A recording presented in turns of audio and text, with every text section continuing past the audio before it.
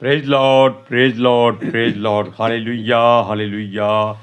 सबको जय मसीह की। जय मसीह की। परमेश्वर, हमारा परमेश्वर जो सबका परमेश्वर है, वो हमें हर मार्ग पर अपनी इच्छा, अपनी युक्ति, अपनी मर्जी, अपने तरीके से इस्तेमाल करके चलाता और चलाना चाहता है। आज के सुसमाचार के लिए परमेश्वर की बेटी प्रार्थना करेगी। सबको जय मसीह की। परमेश्वर आप सबके साथ हैं और आप सबसे बहुत प्रेम करता है। Hallelujah, hallelujah.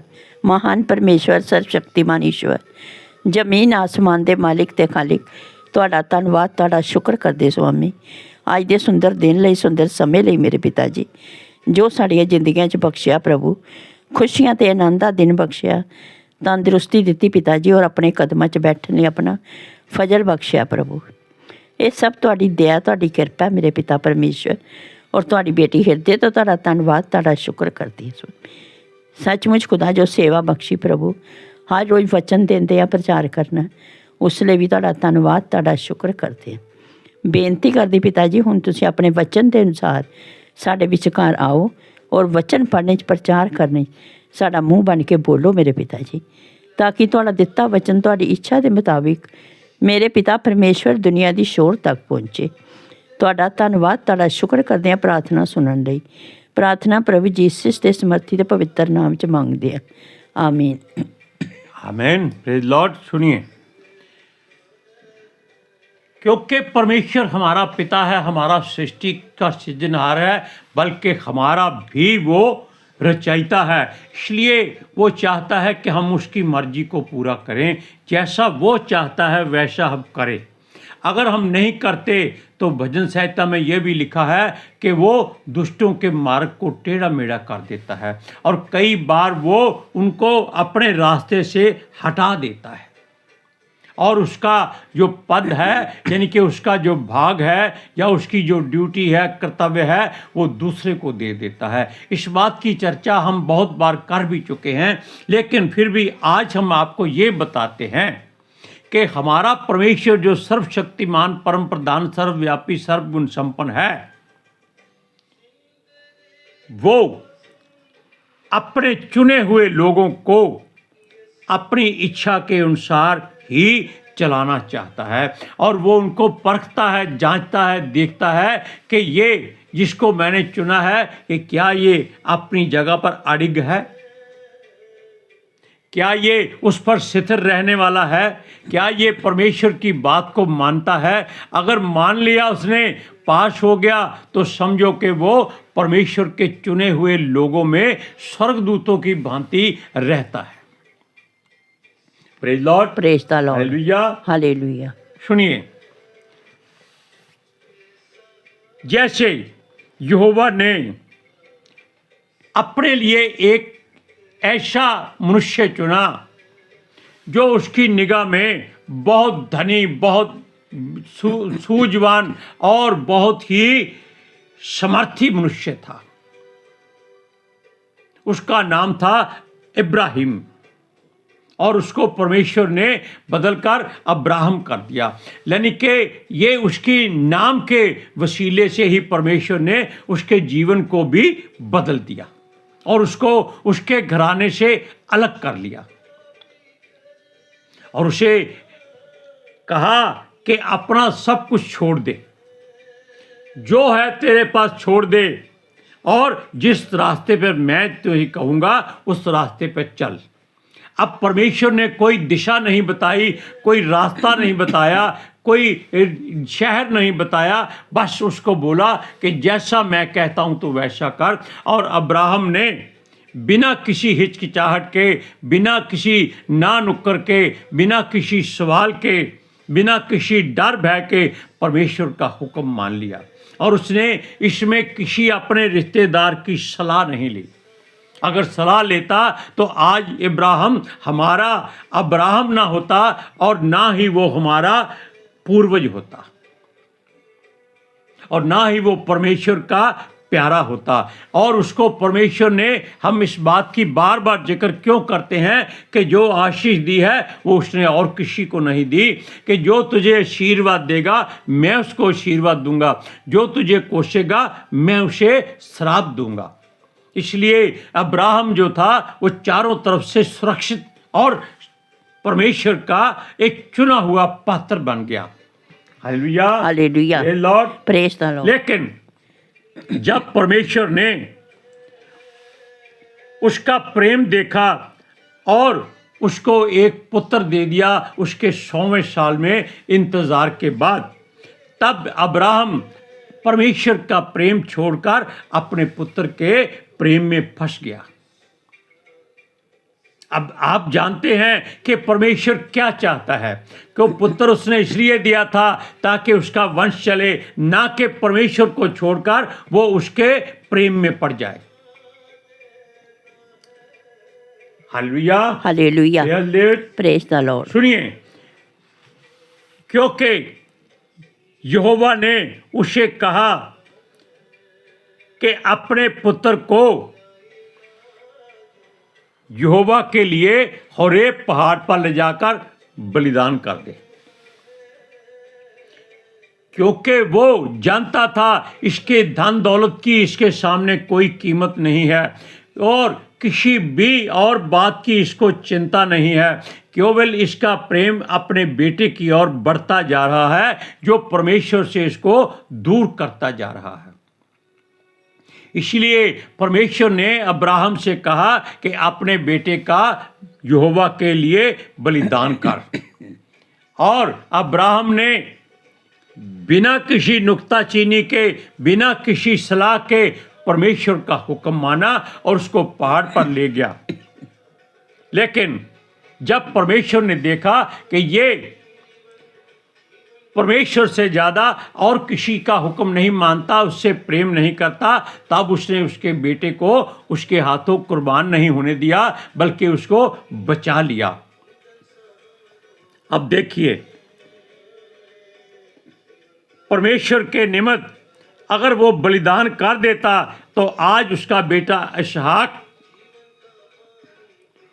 वो 100 गुना बरकत ना पाता जो उसने अकाल में पाई थी। सुनिए, परमेश्वर यहोवा को अगर आप भूल जाते हैं तो परमेश्वर यहोवा भी आपको भूल सकता है। फिर अब्राहम ने जो कुछ किया और परमेश्वर के लिए, परमेश्वर की मर्जी को पूरा करने के लिए, क्योंकि उसने अपने पुत्र की बजाय परमेश्वर को ही तरजीह दी, महिमा दी, उसका आदर सत्कार किया। और वो जानता था कि जिसने ये दिया है वो उसको ले नहीं सकता, क्योंकि वो जो दे देता है उसको वापस नहीं कभी मांगता। और वो जानता था कि परमेश्वर उसकी परीक्षा कर रहा है और वो उसके बेटे को मरने नहीं देगा, क्योंकि उसने उसको 100वें साल में बरकत अपने वचन के अनुसार दी थी। सुनिए, और उसका विश्वास और त्याग देखकर परमेश्वर ने उसका बेटा लौटा दिया और वो अपने पुत्र से ज़्यादा परमेश्वर की व्यवस्था को ही मानने लगा और उसी से वो प्रसन्न रहने लगा, ताकि वो परमेश्वर को प्रसन्न कर सके।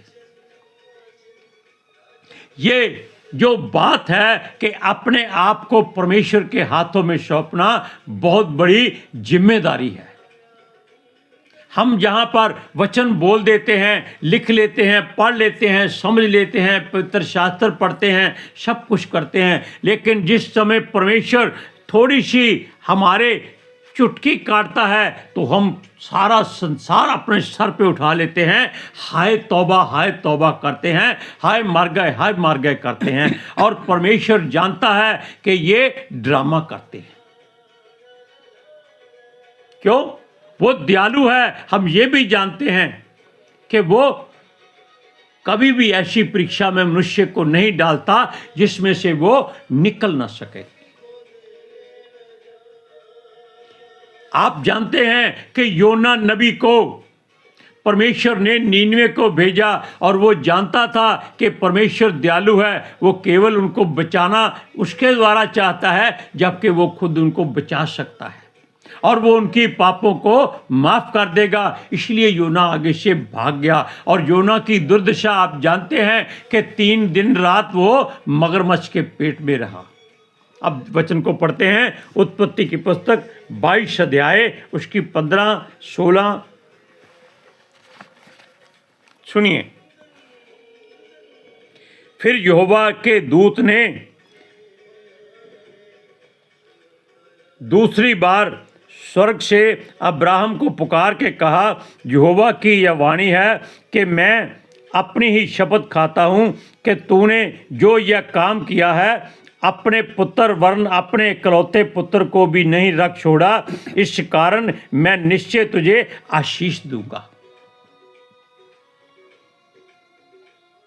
और निश्चय तेरे वंश को आकाश के तारागण और समुद्र के तीर की बालू के किणकों के समान अनगिनत करूँगा, और तेरा वंश अपने शत्रुओं के नगरों का अधिकारी होगा, और पृथ्वी की सारी जातियां अपने को तेरे वंश के कारण धन्य कहेंगी, क्योंकि तूने मेरी बात मानी है। अब आप जान लीजिए कि परमेश्वर की बात मानने से कितनी आशीष, बरकत और समर्थ और क्या कुछ वो दे देता है, वो सोच लीजिए। इसलिए परमेश्वर की किसी बात से आप इनकार मत कीजिए। आप देख सकते हैं, हम कई बार बता चुके हैं कि हमारी पत्नी की दोनों किडनियां सिकुड़ गई हैं, श्रिंक हो गई हैं, लेकिन हम जब वचन बोलते हैं तब हम देखो बिल्कुल नॉर्मल होकर सारा काम करते हैं, क्योंकि परमेश्वर की मर्जी केवल हमारी परीक्षा हो रही है। फिर भी हम अपने आप को क्या कहते हैं कि यीशु तेरे मार खाने से हम चंगे हो गए। Hallelujah, hallelujah, praise Lord, praise Lord. यही बात याकूब के साथ हो रही थी, और वो अपने बुढ़ापे के जन्मे पुत्र यूसुफ को बहुत अधिक चाहता और प्रेम करता था। यानी कि अब अब्राहम का पोतरा याकूब है, यानी कि उसके बेटे इसहाक का बेटा, और उसका बेटा आगे यूसुफ है जो उसके बुढ़ापे में पैदा हुआ था, जैसे अब्राहम के इसहाक पैदा हुआ था। और वो उससे सबसे ज़्यादा प्रेम करता था, जबकि उसके 12 बेटे थे और बेटियां भी थी। एक का नाम बीना भी था, दीना। इसलिए यहोवा जानता था कि वो अकाल भेजने वाला है, और याकूब के पुत्रों में केवल यूसुफ ही इस योग्य है कि वो अपने सब परिवार को मरने से बचाने के लिए अपने पिता से दूर किया जाना चाहिए। आप सोच लीजिए कि एक मनुष्य के 12 बेटे हों और वो उस बेटे को प्रसन्न करे या उसको ज़्यादा प्रेम करे, तो बाकी बेटे क्या सोचते होंगे। वो सारे उससे नफरत करने लगे थे कि उनका पिता अपने इस लाडले बेटे को उनसे ज़्यादा प्रेम करता है, उससे ज़्यादा वो लगाव रखता है। क्यों? ऐसी कौन सी बात है उसमें कि वो यूसुफ को इतना मोह प्रेम करता है। और याकूब जानता था कि वो उसका आखिरी वो चिराग है जो उसके लिए कुछ कर सकता है। सुनिए, और वो अपने माँ बाप के मोह जाल में पड़कर कहीं बेकार ना हो जाए, इसलिए परमेश्वर चाहता था कि किसी तरीके से याकूब से उसका बेटा अलग किया जाए। और ये जो खानदान जिसके केवल 75 लोग बचे हैं, इनको लाखों की गिनती में फिर से बढ़ाना है। केवल 75 लोग इसके घराने में बचे थे और इन सबको परमेश्वर ने बचाना था, और उसके लिए केवल एक ही युवक था जो इनकी परमेश्वर की मर्जी पूरी करके इनको रोटी पानी का इंतज़ाम करता जब परमेश्वर का अकाल आने वाला था। अकाल का मतलब है ऐसा सूखा, ऐसा बंजर जहाँ पर केवल लू चलती है और धरती तिड़क जाती है, पंछी मर जाते हैं, जानवर तिहाए रह जाते हैं, क्योंकि कहीं पानी नहीं मिलता, कहीं घास नहीं होती। और परमेश्वर जानता था ऐसे समय में भी वो अपने बच्चों को, चुने हुए बच्चों को हर बात से तृप्त कर सकता है, क्योंकि वो यहोवा है। सुनिए, तब यहोवा ने याकूब के मन में यूसुफ को अलग करने के लिए उसके बाकी बच्चों को इस्तेमाल किया, और यूसुफ के वो सारे के सारे विरोध में हो गए, उससे घृणा और बैर करने लगे, क्योंकि ये परमेश्वर की मर्जी थी। आप इस वचन को पढ़िए, उत्पत्ति की पुस्तक 37 अध्याय उसका 4 वचन सुनिए।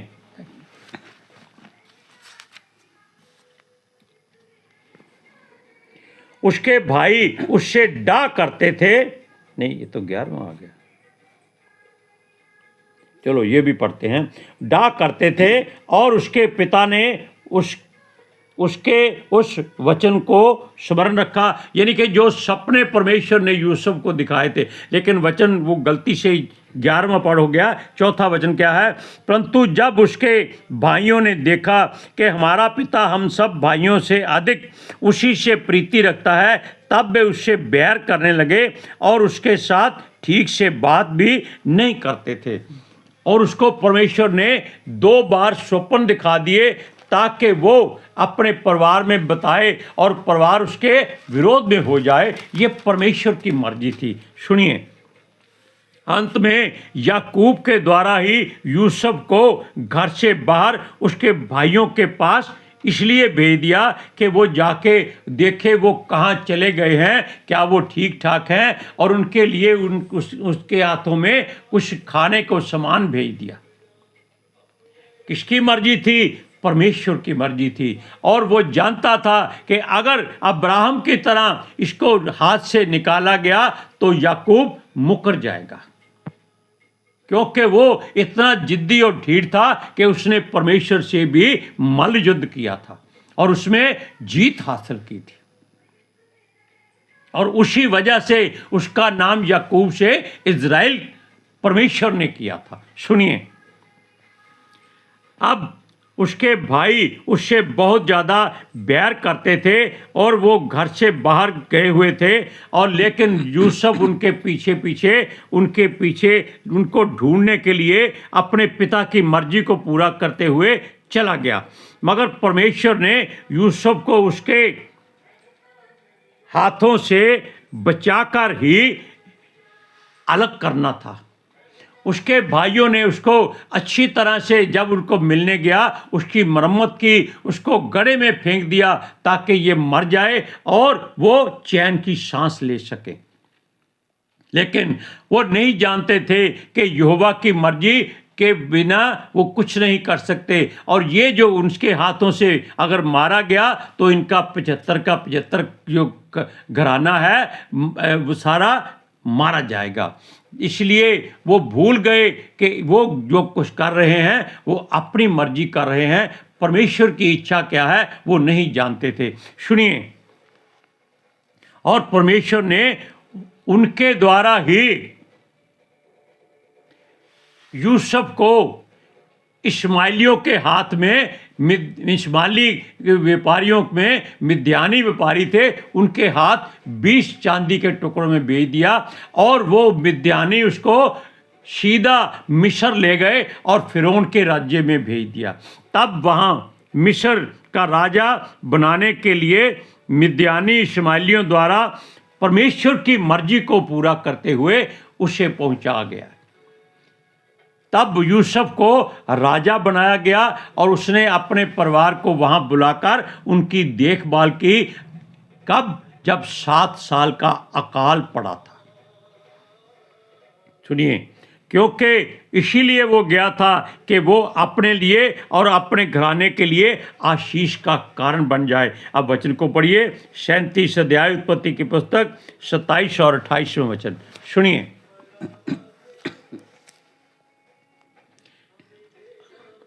उसके भाई क्या कहते हैं? आओ हम उसे इश्माएलियों के हाथ बेच डालें और अपना हाथ उस पर ना उठाएं, क्योंकि वह हमारा भाई और हमारी ही हड्डी और मांस है। और उसके भाइयों ने उसकी बात मान ली। यानी कि उनमें से एक भाई रुबेन ने कहा था कि इसको, यहूदा ने कहा था कि इसको मारो नहीं, इसको दास बनाकर बेच दो ताकि ये हमसे दूर हो जाए। सुनिए, तब मिद्यानी व्यापारी उधर से होकर उनके पास पहुँचे और यूसुफ के भाइयों ने उसको उस गड़े में से खींच के बाहर निकाला और इश्माएलियों के हाथ में चांदी के 20 टुकड़ों में बेच दिया और वे यूसुफ को मिस्र ले गए। और परमेश्वर भी चाहता था कि यूसुफ मिस्र में जाए और वहाँ का राजा बने और अपने लोगों के लिए आशीष का कारण बने। इसलिए कभी भी आप पर कोई मुश्किल आती है तो ये सोच लीजिए कि पहले परमेश्वर से पूछिए कि क्या उसकी तरफ से है या हमारी कोई गलती है। इस बात में दोनों में अंतर है। हालेलुया। आज के सुसमाचार के लिए परमेश्वर की बेटी प्रार्थना करेगी। Hallelujah. Thank you Jesus, thank you Lord, thank you पितर आत्मा जी। ਤੁਹਾਡਾ ਧੰਨਵਾਦ, ਤੁਹਾਡਾ ਸ਼ੁਕਰ ਕਰਦੇ ਸਵਾਮੀ। ਸਾਡੇ ਵਿਚਕਾਰ ਆਉਣ ਲਈ, ਵਚਨ ਪੜ੍ਹਨੇ 'ਚ, ਪ੍ਰਚਾਰ ਕਰਨੇ 'ਚ, ਸਾਡਾ ਮੂੰਹ ਬਣ ਕੇ ਬੋਲਣ ਲਈ ਪਿਤਾ ਜੀ, ਤੁਹਾਡੀ ਬੇਟੀ ਹਿਰਦੇ ਤੋਂ ਤੁਹਾਡਾ ਧੰਨਵਾਦ, ਤੁਹਾਡਾ ਸ਼ੁਕਰ ਕਰਦੀ ਸਵਾਮੀ। ਸੱਚਮੁੱਚ ਖੁਦਾ ਤੁਹਾਡਾ ਦਿੱਤਾ ਵਚਨ ਤੁਹਾਡੀ ਇੱਛਾ ਦੇ ਮੁਤਾबिक ਮੇਰੇ ਪਿਤਾ ਪਰਮੇਸ਼ਵਰ ਦੁਨੀਆ ਦੀ ਸ਼ੋਰ ਤੱਕ ਪਹੁੰਚੇ, ਲੋਕ ਸੁਣਨ ਔਰ ਸੱਚਾਈ ਨੂੰ ਜਾਣਨ ਔਰ ਸੱਚਾਈ ਉਹਨਾਂ ਨੂੰ ਆਜ਼ਾਦ ਕਰੇ ਪਿਤਾ ਜੀ। ਮੈਂ ਤੁਹਾਡਾ ਧੰਨਵਾਦ, ਤੁਹਾਡਾ ਸ਼ੁਕਰ ਕਰਦੀ ਹਾਂ ਪਿਤਾ ਜੀ।